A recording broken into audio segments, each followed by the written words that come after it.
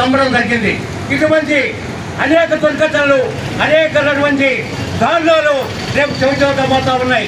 కాబట్టి ప్రజలు ఎప్పటికైనా మీరు ఆలోచించండి. ఈ న్యాయవాదులు వీళ్ళ కోసంగా చేస్తుంది, చట్టాల పట్ల అవగాహన ఉంది కాబట్టి ప్రజలకు తెలియపరచడానికి లాయర్లు ముందుకు వచ్చారు. ఈ చట్టాల వల్ల మాకు చాలా నష్టం జరుగుతుంది.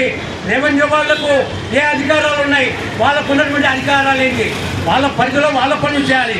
అంటే కుక్క పని చేయాలి, గాజు పని గాజ చేయాలి. అదేవిధంగా న్యాయవాదులు మరి న్యాయమూర్తులు చేయాల్సిన పనులు ఈరోజు కుక్కలు గాజలాగా మరి పొలిటికల్ డిపార్ట్మెంటు రెవెన్యూ డిపార్ట్మెంట్కి అప్పచెప్పడం అంటే నిజంగా ఇలా ఆస్తులకి ఎలా వికాసం కల్పించబోతున్నారో చిన్న మధ్య తరగతి పేద కుటుంబాలంతా అర్థం చేసుకోవాలి. లేకపోతే భవిష్యత్తు అంధకారమైంది చిన్నప్పుడు. ఎందుకంటే ఈరోజు బహుళజాతి కంపెనీలకు ఏదైనా కావాలి అన్నప్పుడు మరి ఎవరిస్తారు భూములు అంటే ఇవాళ ఈ యాక్ట్ చేసినందువల్ల ఈ చిన్న గొప్ప ఉన్నటువంటి భూములు తప్పనిసరి కోల్పోవాల్సి వస్తుంది. ఈ భూమి మాది అని రికార్డులో రాశారంటే ఇది వాళ్ళకి అప్పచెప్పాల్సిందే. ఇది చాలా దుర్మార్గము, ఇది చాలా అన్యాయము అని చెప్పని ఒక పేద మధ్యతరగతి కుటుంబాల వాళ్ళు న్యాయస్థానాలను ఆశ్రయిస్తారు. మరి అటువంటి న్యాయస్థానాలకు మీకు పరిధి లేదు, ఇది రెవెన్యూ వాళ్ళకి అప్పచెప్తున్నామని చెప్పడము మళ్ళీ పైపెచ్చు వీళ్ళు ఏం చెప్తున్నారు, కవ్వింపు మాటలు. మేము ఇంకా రూల్స్ ఫ్రేమ్ చేయలేదు, దీన్ని ఇంకా ఇంప్లిమెంట్ చేయలేదు అని పుస్తకంగా చెప్తా ఉన్నారు. నువ్వు రూల్ ఫ్రేమ్ చేయనప్పుడు మరి కలెక్టర్లకు ఎందుకు మీరు ఆదేశాలు ఇచ్చారు? పాంప్లెట్లు వేసి ప్రజల్లోకి విస్తృతంగా చేయండి, ఈ చట్టం పట్ల ఎంత ఉపయోగం ఉందో ప్రజలకు చెప్పండి, పాంప్లెట్స్ వేయండి అని చెప్పని కలెక్టర్ మీరు ఎందుకు ఆదేశాలు ఇస్తూ ఉన్నారు? కాబట్టి మీ దగ్గర సమాధానం లేదు, కుంటి సాగులు తప్ప. ఇప్పటికైనా మీరు ఆలోచించండి. ప్రజలు తిరుగుబాటు చేశారంటే మీ ప్రభుత్వాలు ఏదైనా కావచ్చు కుప్పకూలిపోతాయి. కాబట్టి ఇప్పటికైనా మీరు కళ్ళు తెలిసి జరిగిన పొరపాటు గ్రహపాటు జరిగింది కాబట్టి కేంద్రం మీ మీద అడుగుతుంది కాబట్టి మేము ఆలోచించుకోవాలి.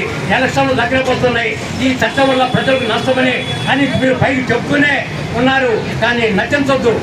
కాబట్టి ఇప్పటికైనా మీరు తక్షణం దాన్ని మీరు ఇంప్లిమెంట్ చేయాలంటారు కాబట్టి ఒక మాట ప్రకటన చేయండి. దీన్ని మేము ఇంప్లిమెంట్ చేయట్లేదు, దీన్ని ఇప్పుడు మేము అమలు చేసేది కాదు, ఇది జరగదు, దీనివల్ల ప్రజలు నష్టపోయింది అంటున్నారు కాబట్టి దీన్ని మేము వెనక్కి తీసుకుంటామని చెప్పి మీరు చెప్పండి.